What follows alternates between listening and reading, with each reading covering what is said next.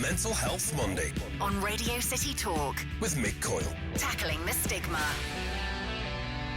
Radio City Talk. Okay, so it's Mental Health Monday. We're back on Radio City Talk. My name is Mick Coyle. Got a really great guest on the programme today, but don't forget previous editions of the programme you can check out via our podcast. Just type in Mental Health Monday to any of your podcast providers and you can get more than 100 episodes of the show. Got a really positive reaction to last week's show. We were talking about Addiction Awareness Week. We're going to spend some time now with a guest to the programme who you may be aware of from the work she does on TV, but a fascinating story to tell. And she's on her own mental health journey, as we all are. We welcome Sian Clifford to the programme. Sian, thank you for your time. Hello, my absolute pleasure to be here. And Sian, people will know you from the TV show Fleabag. Well, I'll indulge in that in a little bit of time because people will think, oh, it's Claire from Fleabag. Ask loads of questions about that. It's not what we're here to talk about, Sian, but we'll come on to that a little bit later on. You've got your own project, though, in regard to mental health and your own mental health journey. Can I just ask you, at what point in life, Sian, did you think mental health, right, this is an issue here, and an issue which actually as a human being I need to tackle and deal with? Yeah, well, it's something that I think goes, there is a lot of conversation around it now, which I'm very, very grateful for, but what I didn't have growing up was that kind of openness about, or there wasn't, that dialogue wasn't available to me, and it wasn't until I was about 28 that I sort of, and really it's only now that I realise that at the age of 28 I'd probably spent half of my life, so about 14 years, in and out of bouts of quite serious depression, but just hadn't had a language for it. I had done some talk therapy at that stage, but it wasn't until I went on a retreat actually, and it was just because I'd been working a lot, and honestly, it was my intuition that led me to go on that retreat. And for me, connecting to your intuitive power is my number one thing, because that's how you know you can find the resources and the tools that serve you the best, regardless of what's helped other people you may know. And it was my intuition that sort of led me to go on this retreat, and that's where I first discovered meditation and yoga and all sorts of weird and mystical things, which I have indulged in and continue to indulge in, and I really encourage other people to do the same, to sort of explore what's available, because it really is vast, and what works for you might not have been discovered yet. So I really encourage people to just sort of get stuck in and see what works. But since that moment, and I basically experienced a very significant breakup with my boyfriend at the time. That was a catalyst for me, and I always think there is usually a catalyst. It might be a grief of some kind, or a loss, or an accident, or anything. There's usually like a sort of an act of God that happens in someone's life that makes you confront things in a way that you might not have done before. And that was sort of the second like significant breakup I'd experienced, and there was no way I was going to allow myself to sort of endure what I had the first time. And so I sort of, I don't know, it was an intuitive response to that, to just take better care of myself. And it was only in beginning to explore those aspects of myself that I sort of realised how dark the space was that I'd been in since I was a teenager. What were your aspirations or hopes when you signed up to go on that retreat? Was there something that you had in mind, or was it just a sense that, well, if I go and test this out, this might offer me a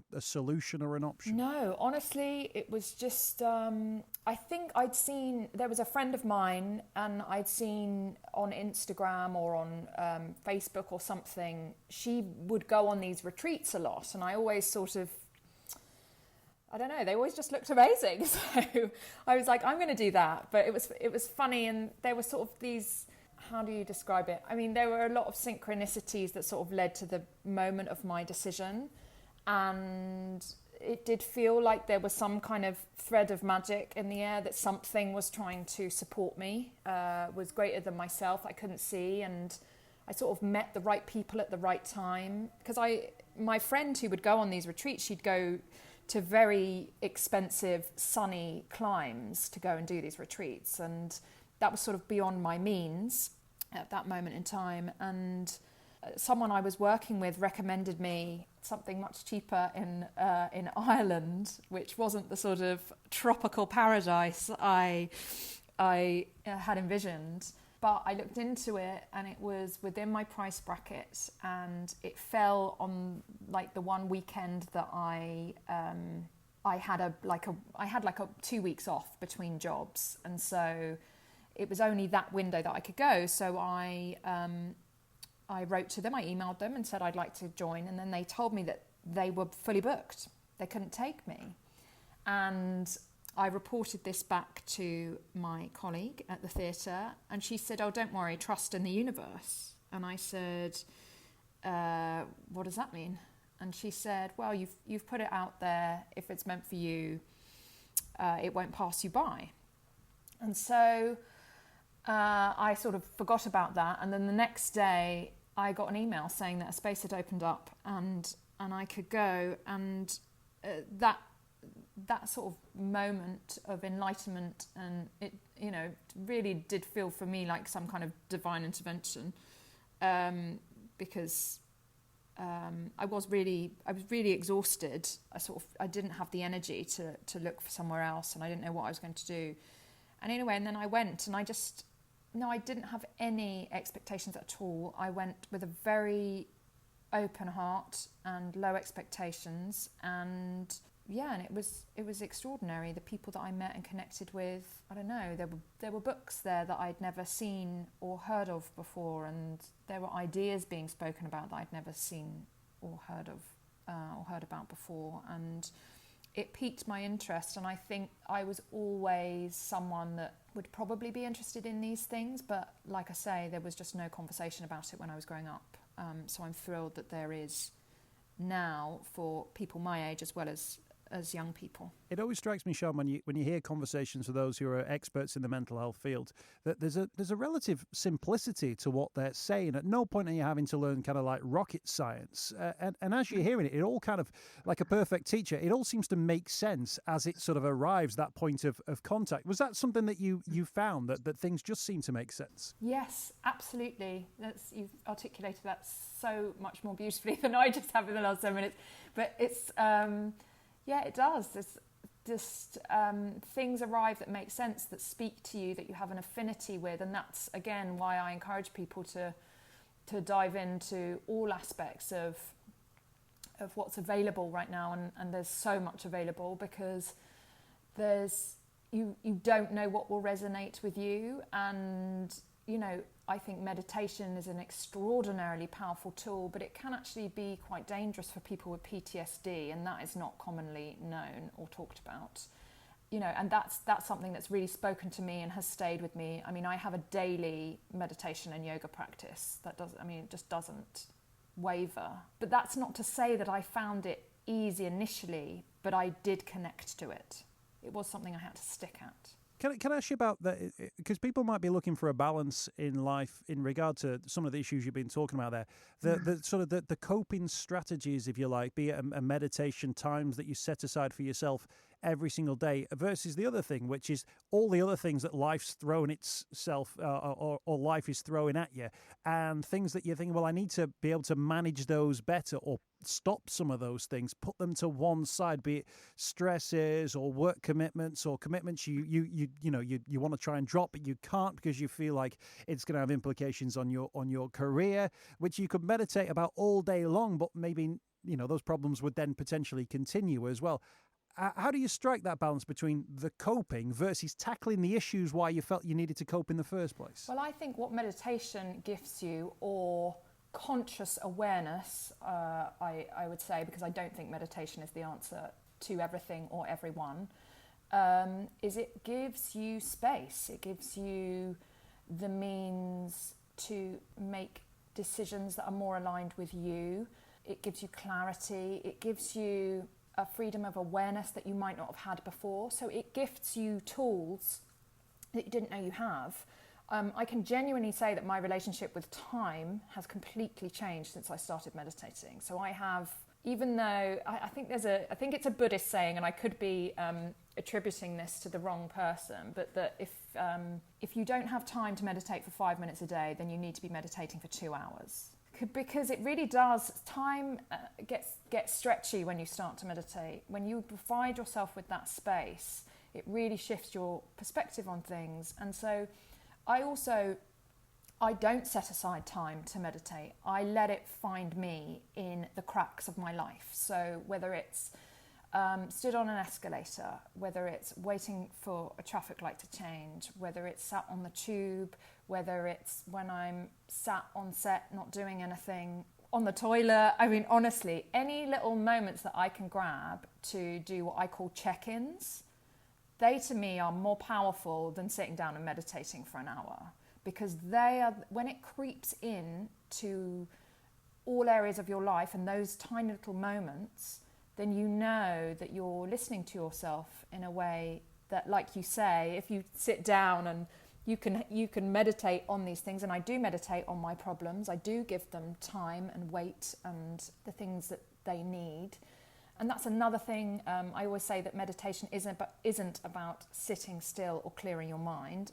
A massive misconception, I think, because a lot of people say, well, I've got a really, really busy mind, I could never switch it off. No, you're absolutely right, you can't switch it off.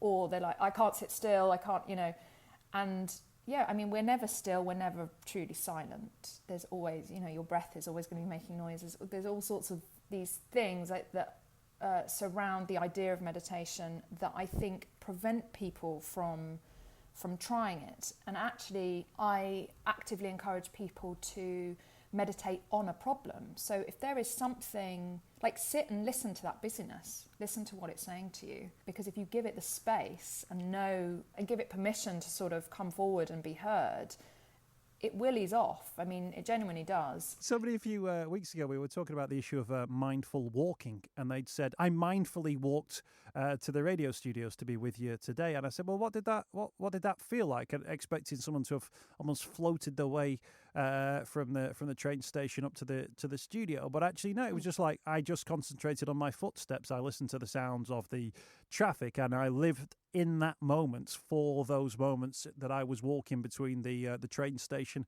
and the radio station. And I thought, actually, those sort of moments that you gift yourself to think, you know what, I'm not going to worry about what's coming up in the next hour, the next 2 hours, the next 4 hours for tea, getting the kids ready for school the next day, whatever it is. I'm just going to, in this moment, experience walking. And actually, it's quite strange that we've almost got to train ourselves just to think about the thing that we're doing at that very moment, which in many ways is the most important thing because you're doing it now. Yeah, and I mean, we're sort of, that's what you were asking me about. You asked me about balance, about finding balance. And that's the thing, is we're so distracted all the time. We're all multitaskers. Some people will say they're great multitaskers and some people will say they won't, but we're all doing it all the time. You can be on your phone and walking, terrible idea, especially crossing the road. A friend of mine posted an Insta story a couple of days ago and he was driving, and I messaged him and I was like, don't you ever do that again. Like, that is insanity. And he responded and he was like, I'm so sorry, I don't know what I was thinking. And we're so sort of culturally, we are all multitaskers, and I don't know that any of us are very good at it, because if you're not paying attention to the moment at hand, then you're not really experiencing it. You're somewhere between the future and the past. There's an expectation from almost society, that we feel it in ourselves, that we've all got to be multitasking now, that you've got to have 3 different minds going on 3 different things at any one time, plus dealing with social media, work emails arriving all the time, thinking about this, that, the other. Even if you're thinking about things you want to do positively in your life, be it saving the environment, which bin night it is that night, there's always the things ticking over in your mind. And there's almost an expectation that you've got to be multitasking, that these are the balls you've been handed and these are the balls you've got to juggle on any given day. Yeah, and that's why it's so important for, regardless of what's going on in the news cycle, regardless of what is going on in your personal life, regardless of all the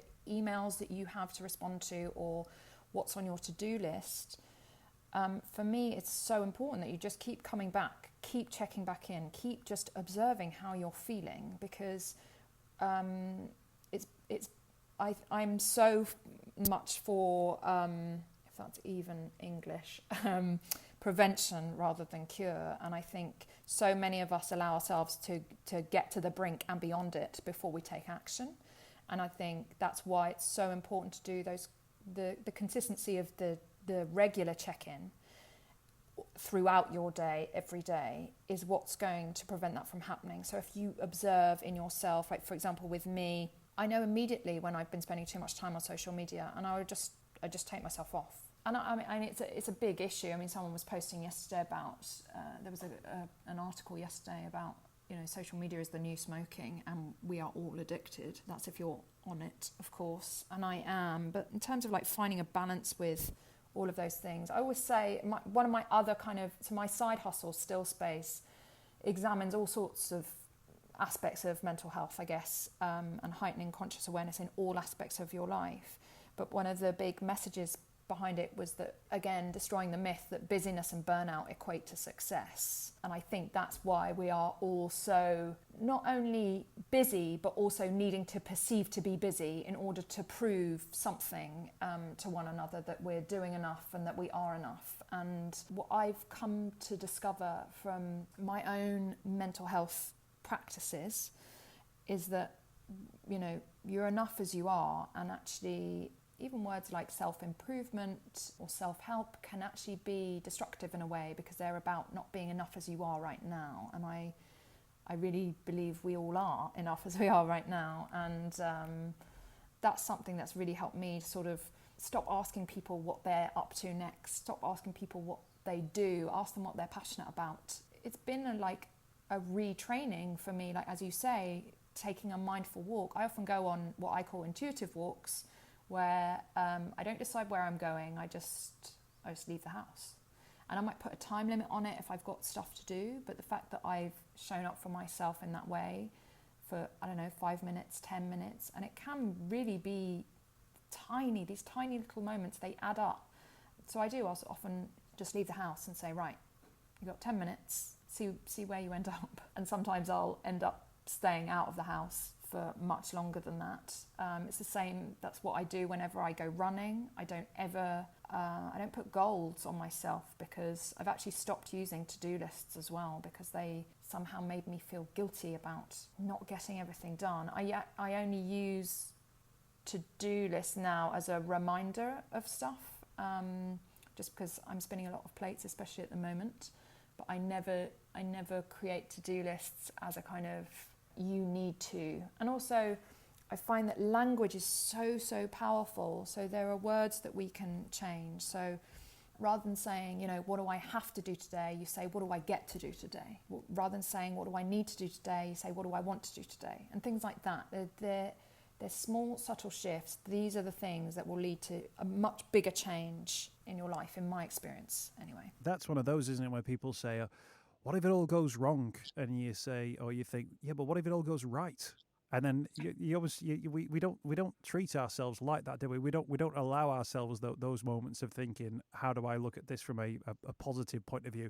It seemed like it's almost built in. The anticipation of fear or the thing that might happen is always so much worse than the thing.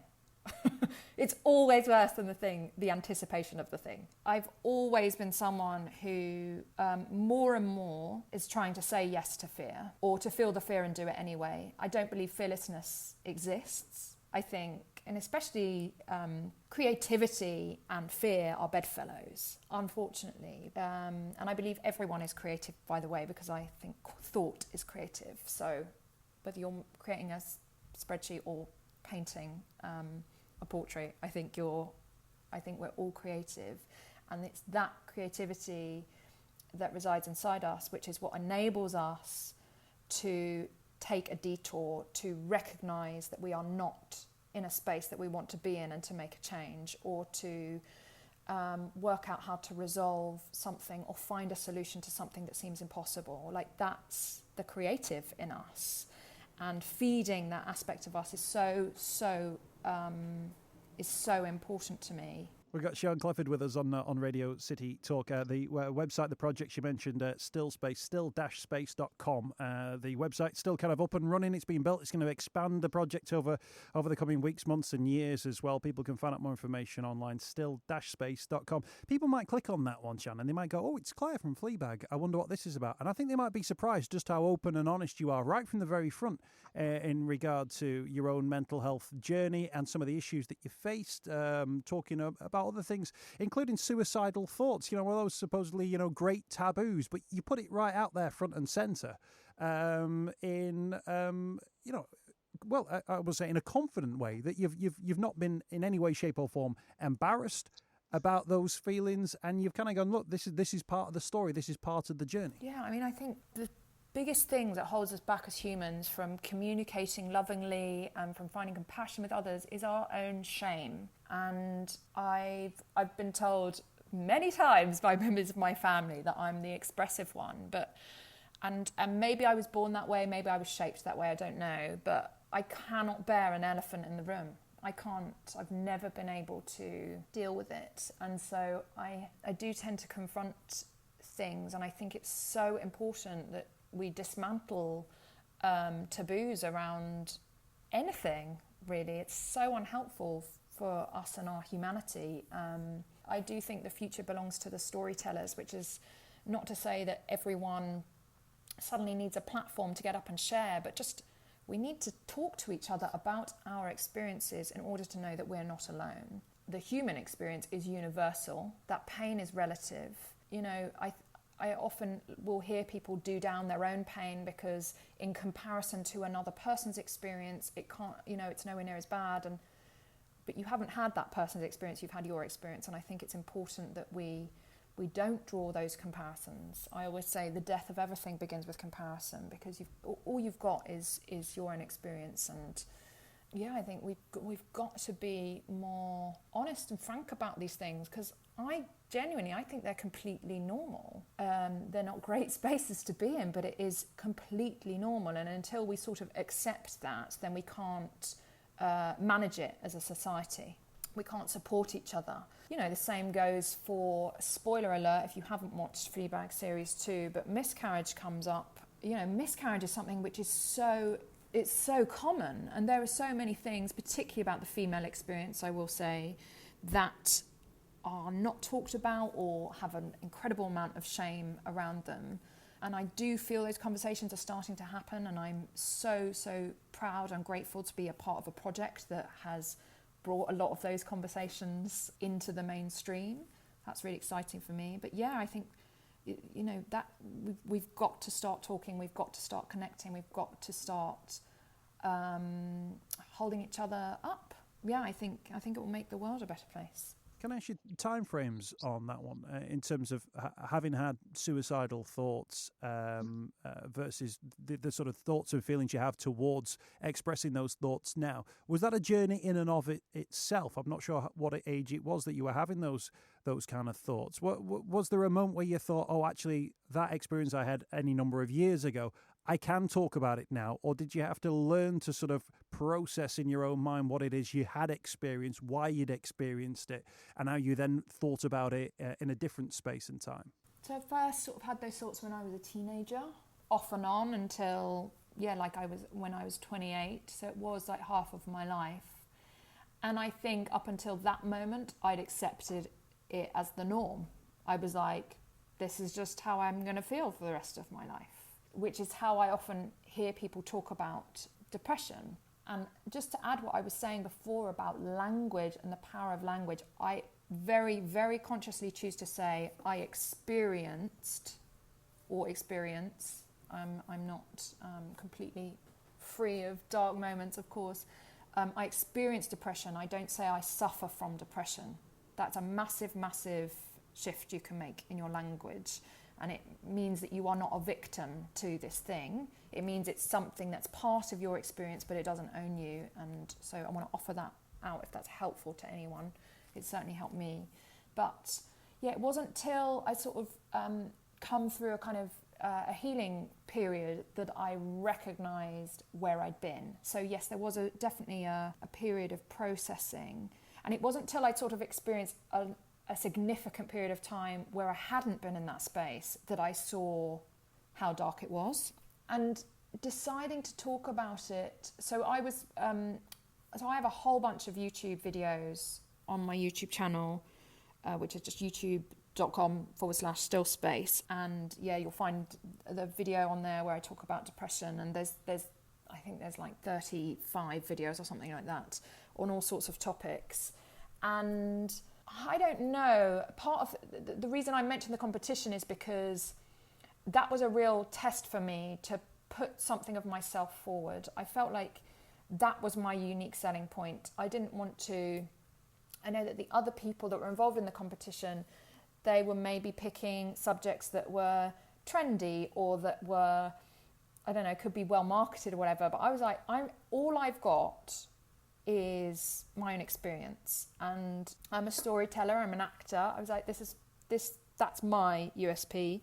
And so I don't know, again, it completely intuitively led those videos and the creation of those videos and that video in particular. So there was no agenda. I didn't think about it other than this is an important story that I want to share. I guess I knew through the power of storytelling that we can connect more deeply, and if one person watches that video and feels that they are seen and that they're not alone, then it's worth it. So there was, I think there probably was a moment of sort of like, do I, don't I, courage required before I recorded that video. But it was very intuitively led, and I didn't really think about it much in terms of what impact will this have or anything. I just was like, I want to share this bit of myself because maybe it will help someone else.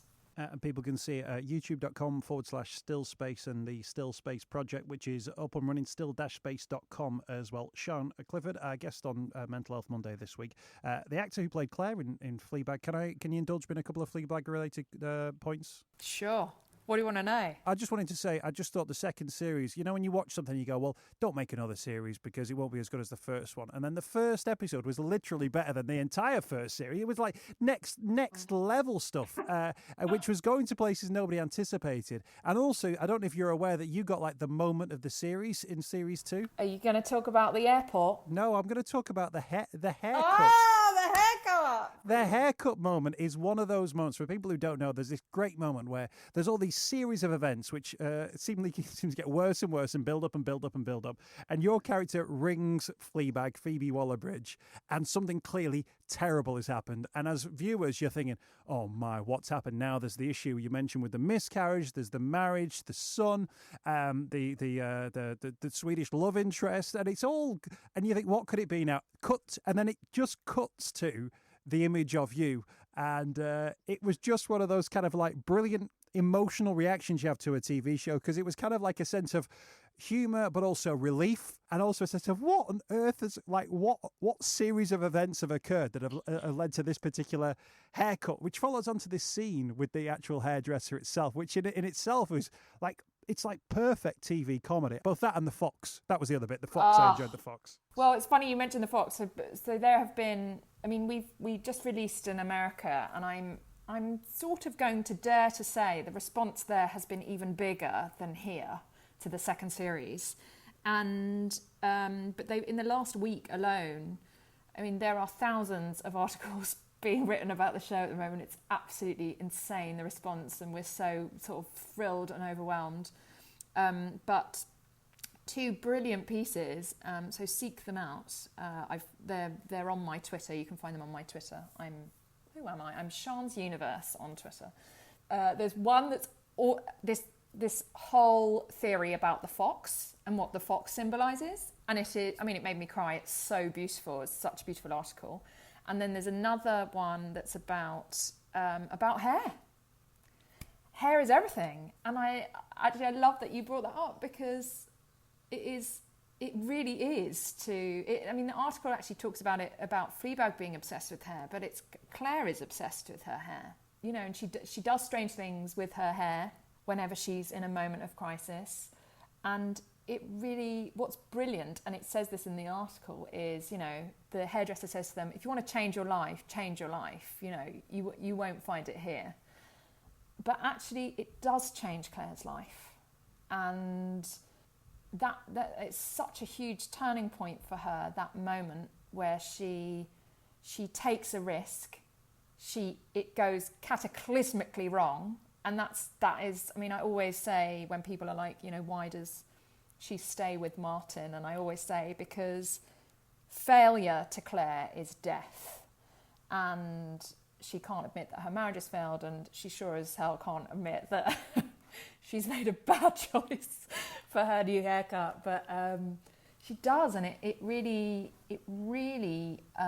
propels her into the final episode and the choice that she makes in that one, which I won't spoil for listeners. Why did she... No, I'm not going to... No spoilers there.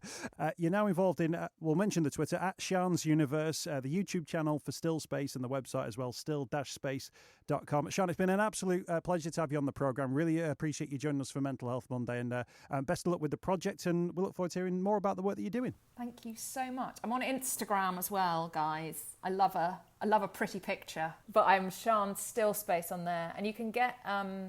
if people are interested, there's a free meditation on my site, which I need to review and re-record probably. Forgive me, I did it in a cupboard in my old flat. So, but that's available, and it talks more in depth about breath work and the power of meditation and dismantling those myths around it. So check that out, and the website is expanding. It's sort of been sitting dormant for ages, but I promise, I'm getting on it, and there'll be more fun resources available. Brilliant. Thank you for your time, Sian. Really appreciate you joining us on the programme. Thank you. Mental Health Monday on Radio City Talk with Mick Coyle. Radio City Talk.